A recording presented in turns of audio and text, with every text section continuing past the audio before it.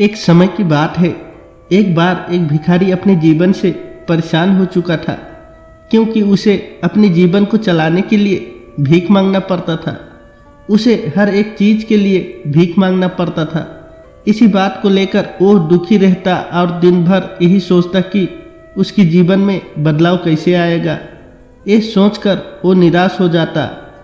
वो हर दिन देखता कि बहुत सारे लोग निराश होकर आंखों में आंसू लिए और विभिन्न चिंताओं से परेशान लोग गौतम बुद्ध की तरफ जाते और वापस लौटते समय वो लोग बहुत ही खुश होते थे।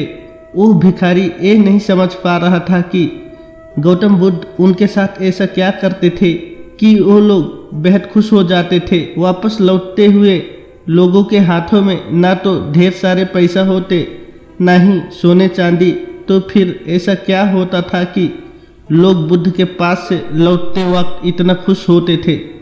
ये सब सोचकर वो भिखारी भी निर्णय लिया कि वो भी महात्मा बुद्ध के पास जाएगा और देखेगा कि ऐसा वहाँ क्या हो रहा है कि दुखी लोग उनके पास जाकर खुश हो जाते हैं।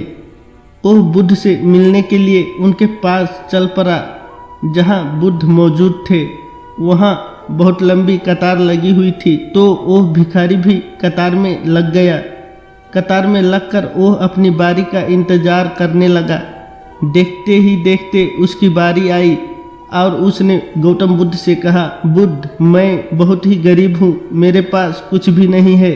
मुझे अपना जीवन चलाने के लिए भी दूसरों से भीख मांगनी पड़ती है। अब आप ही बताइए कि मैं अपने जीवन को कैसे बेहतर कर सकूं। यह सब सुनकर गौतम बुद्ध ने कहा, तुम गरीब नहीं हो, तुम्हें ऐसा लगता है क्योंकि आज तक कभी भी तुमने किसी के लिए कुछ भी नहीं किया, ना ही तुमने कभी किसी को दान दिया, ना ही तुमने दूसरों के लिए कुछ किया। ये सब सुनकर भिखारी के मन में एक आशंका जग उठी। अपनी आशंका दूर करने के लिए भिखारी ने पूछा, मैं तो एक भिखारी हूँ, मैं लोगों को दान कैसे दे सकता हूँ और कैसे लोगों की सहायता कर सकता हूँ। मुझे तो खुद अपना जीवन चलाने के लिए दूसरों से मांगना पड़ता है। ये सब सुनने के बाद भगवान गौतम बुद्ध थोड़ी देर चुप रहे और फिर उसे बोले, तुम्हारे पास हाथ है जिससे तुम लोगों की सेवा में लगा सकते हो और दूसरों का भला कर सकते हो।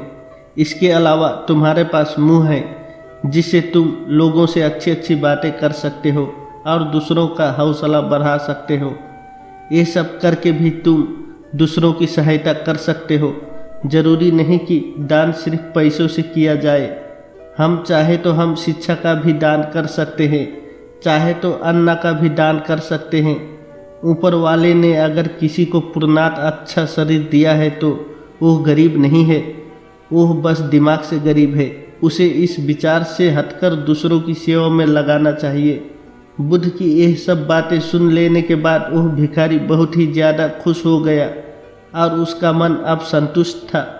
हम सब इस बात की चिंता में समय बर्बाद करते हैं कि हम गरीब हैं, लेकिन ये सत्य नहीं है।